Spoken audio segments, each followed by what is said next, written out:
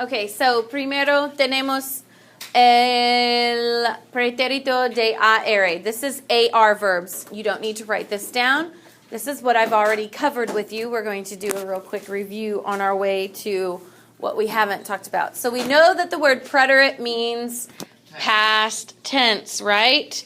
And we also talked about our AR verbs being haste, o, amos, and aron. Just impressed upon you the fact that you need to have those memorized. Haste, o, amos, aron. Here are our example sentences. Monte, visitó, and nadaron. Accents are terribly important because they're a half a point, and they will add up after a while. We haven't talked about this in a while, speaking of, that the nosotros ending in the preterite looks the exact same as in the present tense. How do you tell the difference between a preterite verb and a present tense if they look the same? Like what? Something's like following it. Right, context clues. Like the word anoche means last night.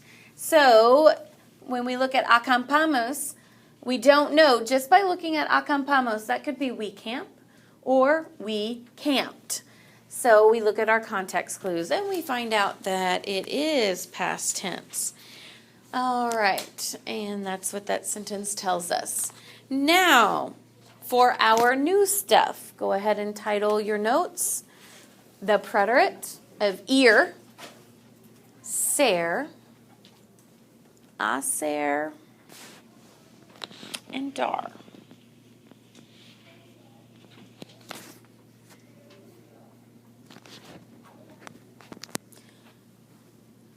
So 5 verbs today.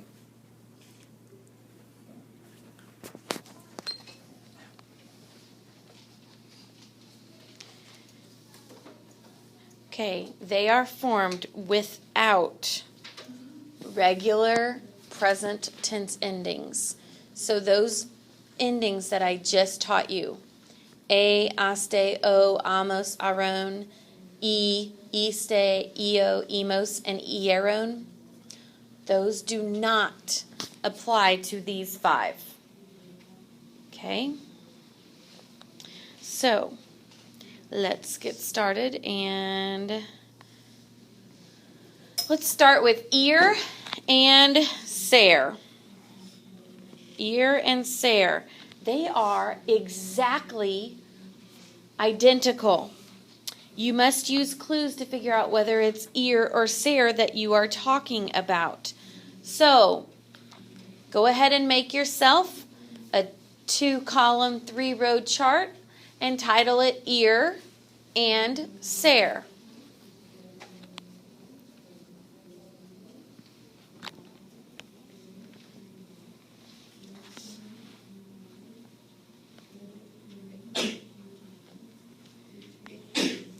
All right, ear and ser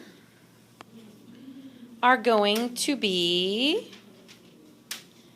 fui, fuiste, fue, fuimos, and fueron. Where did the F come from? No sé. That is just the way that the verb is conjugated. There's not really an explanation for it. So we have to put that on the end of a word? No, this is the word. If you want to say that we went to an amusement park, like what they have up here, we went to an amusement park, then you would say fuimos. So on your pictures that you guys are posting on My Big Campus, your picture might be of you at the beach.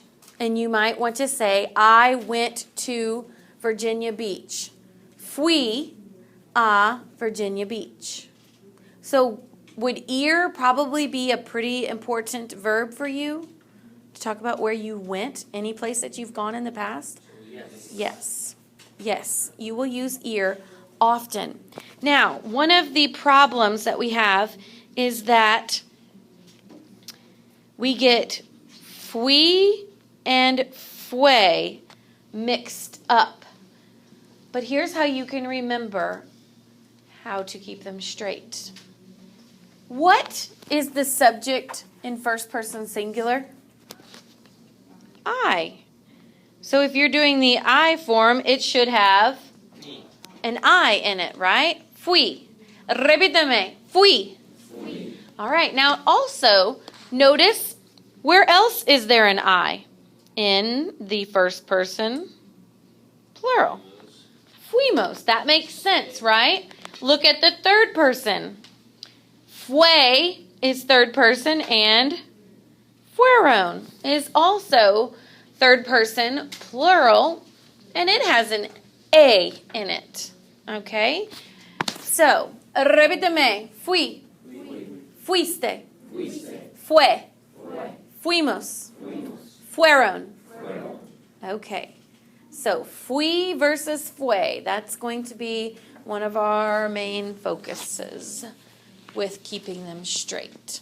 So, this is to go or to be. They mean the same thing. You're going to have to use your context clues to tell the difference. All right. So then we have our example sentences. Fuimos al parque de diversiones. Fue un día muy divertido. Okay? Ready for another one? Great. Let's go to hacer. Make a chart for hacer. We're not doing ser. Ser was the exact, like literally ser and ir are fui, fuiste, fue. They're the same conjugation.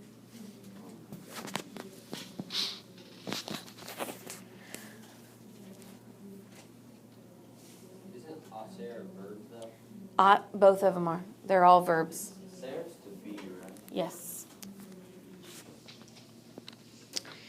Okay, so got your box drawn. We need to pay attention to hacer, which means to do or to make. Check out hacer's conjugations. They've got I's in them.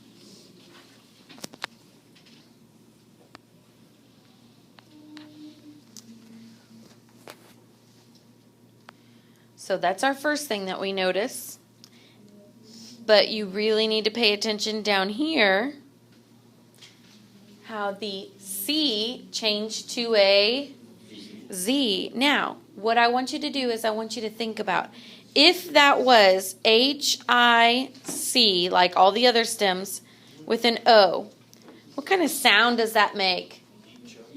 E-co. Because a C followed by an O is a hard C sound.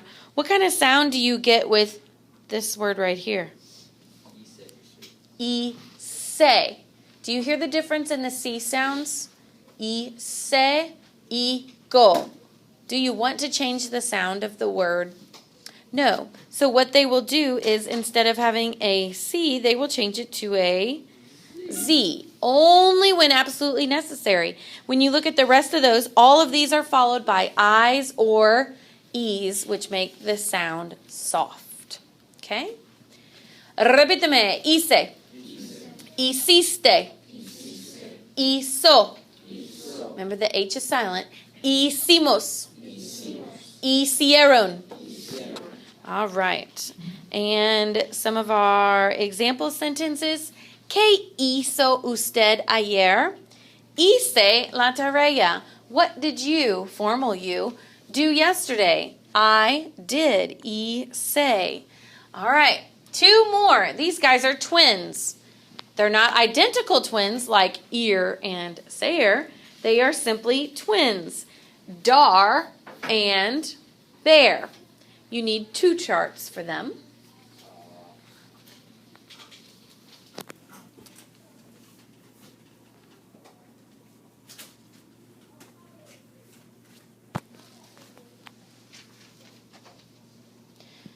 Bear significa to see in inglés. Dar significa to give.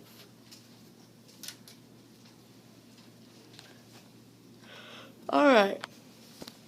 In your bear chart, we have Vi, viste, vio. Vimos and vieron.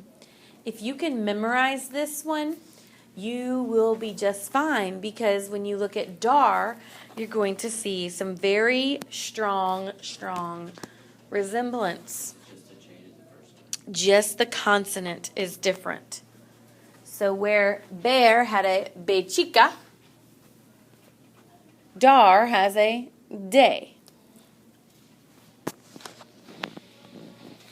Memorize one, know it connects to another, and you are good to go for two of them. It's a 2-for-1 deal. Do you want to write down the rules of the first one? You can. Never hurts. Okay. Some example sentences. Vimos mucho arte interesante en el museo. Mi amigo me dio. Me dio. What is this an example of? Oh, I did not want that to go on there. Who's the subject?